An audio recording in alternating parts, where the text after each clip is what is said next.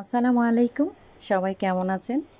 সবাইকে পহেলা বৈশাখের শুভেচ্ছা জানাচ্ছি। তো নতুন বছর বাংলা নববর্ষ শুরু হয়েছে। তো এই তো 6 রোজা রেখেছিলাম, আজকে রোজা রাখিনি, তাই একটু ভাবলাম চা করে খেয়ে নিই। চাটা আসলে দুধ চাটা যদিও খাওয়া হয় না, তো যেহেতু আজকে অনেক কাজ, এই জন্য চিন্তা করলাম যে একটু খাই। তো এই তো চা খেয়ে নিলাম, আর সাথে একটু সালাদ নিয়েছি। আমি সালাডটা পছন্দ করি। আর আমি সারাদিনে মানে সন্ধ্যার পরে খাই, সারাদিন ব্ল্যাক কফিটাই খাওয়া হয়। তো শুরু হয়ে গেল আমার কাজ।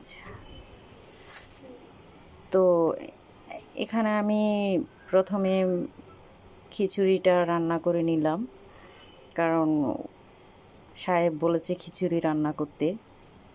তো যদিও আসলে কি পহেলা বৈশাখটা আমাদের গ্রামে করা হয় শ্বশুরবাড়িতে, কিন্তু এবারে যেহেতু চাকরিজীবী মানুষ, ছুটি হয় নাই, এই জন্য যাওয়া হয় নাই। তো অনেক দিন পরে ঢাকায় পহেলা বৈশাখ উদযাপন করা।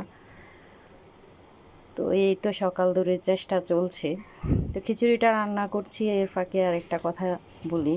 খিচুড়ি রান্না করবেন যে পরিমাণেরই হোক না কেন, মানে যাই রান্না করেন, যে চামচটা দিয়ে নাড়াচাড়া করবেন ওটা 4 আঙ্গুল দেখবেন পানি দেয়া হয়েছে কিনা, তাহলে কিন্তু আপনার খিচুড়িটা নরম হবে না, একদম পারফেক্ট হবে। তো এর মধ্যে আবার মুরগি রান্না করছিলাম। তো আসলে কি পহেলা বৈশাখে গ্রামের যে ঐতিহ্য, গ্রামের যে আমরা যখন মানে গ্রামে বড় হয়েছি, যে সারা বছর মেলায় যাব, তার জন্য ব্যাংকে টাকা জমিয়ে মেলায় গিয়ে জিনিসপত্র কিনা, মাটির খেলনা কিনা, এগুলো আসলে এখন মনে পড়লে মনে হয় যে ওই দিনগুলাই ভালো ছিল। এখন আর ওই দিনগুলা নিজেদের জন্য হারিয়ে গিয়েছে বলতে পারেন। তো এই জন্যই আর কি। তো রান্না বান্নাও করছি, পাশাপাশি আবার ভর্তার আয়োজনও করছি, যেহেতু আমার হাজব্যান্ডরা ওরা আবার ভর্তা খেতে পছন্দ করে। আমার শাশুড়ি কিন্তু সব সময় পহেলা বৈশাখে অনেক রকমের ভর্তা বানিয়ে ছেলেদেরকে খাইয়েছে। তো এখন এজন্যই আসলে চেষ্টা করি ওনার মতো হওয়ার জন্য। তো এই তো ভর্তাও বানাবো, যেহেতু মুরগিটা আমার হয়ে গিয়েছে। তো এর মধ্যে আমি সিম নিয়েছিলাম, সিম দিয়ে একটু ভর্তা বানাবো। অনেকগুলা ভর্তা আসলে করা হয় পহেলা বৈশাখে, কিন্তু ওইখানে আমরা যেহেতু যৌথ ফ্যামিলি, সবাই একসাথে গ্রামে ঈদ করা হয়, ওই সময় খাওয়া হয়। কিন্তু তারপরও বাসায় চেষ্টা করি, দেখি।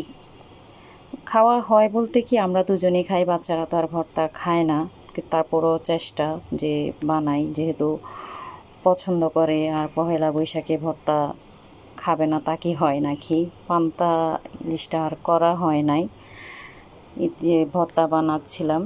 তো সবগুলো তো আর দেখালাম না। তো এইভাবে আসলে কি আমাদের দিনগুলো আসলে আস্তে আস্তে শেষ হয়ে যাচ্ছে। তো এতে একটা মাছ ছিল, সেটাও ফ্রাই করলাম, কারণ ইলিশ মাছের অনেক দাম, এটা আগেই কেনা ছিল।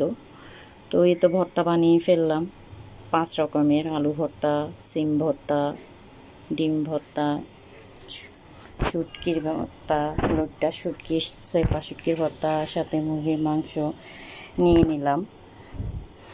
তো এগুলো আসলে ভর্তা আসলে সবাই পছন্দ করে। ভর্তা পছন্দ করে না এমন মানুষ পাওয়া আসলে অনেক দুষ্কর বলতে পারেন।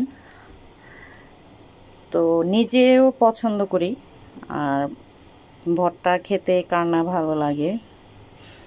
এই চেষ্টা এ তো করলাম, যেহেতু এক বাচ্চা ছোট, তারপরও চেষ্টা করি। এই যে সাজিয়ে ফেললাম, বলতেছে যে আমার বাচ্চারা যে এটাকে সাজাও, ওরা নাকি বিভিন্ন চ্যানেলে দেখে ভিডিওতে। তো এই জন্য আমার মেয়ে সাজিয়েছে, বললো যে একটু সাজিয়ে দেখি কীরকম লাগে, আমরা সবাই একসাথে একই ইয়াতেই খাবো। তো এই জন্যই আসলে ওরে করা।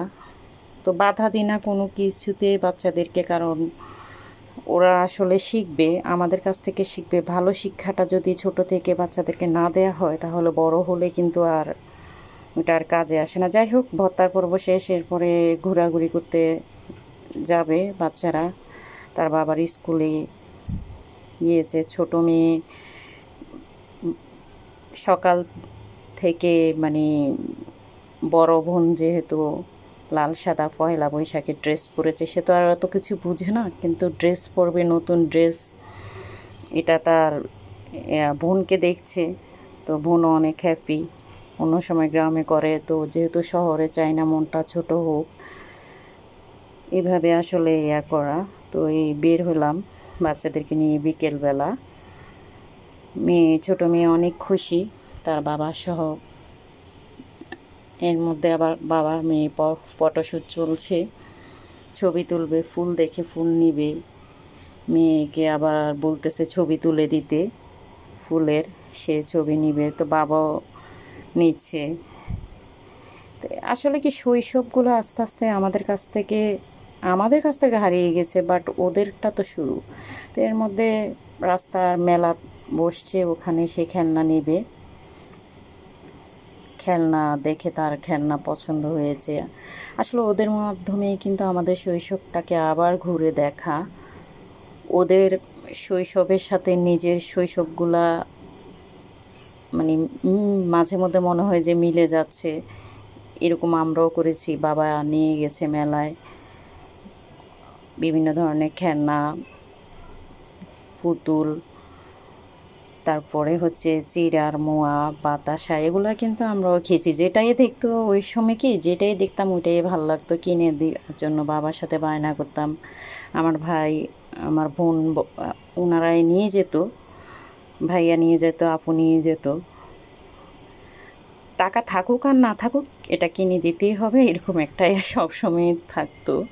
তো যাই হোক, এখানে দেখতেছি রাস্তার ধারে যেহেতু মেলা, অলরেডি সন্ধ্যা হয়ে গিয়েছে, তো বিভিন্ন ধরনের জিনিস হারিকেন দেখতেছিলাম, ভালোই লাগতেছিল।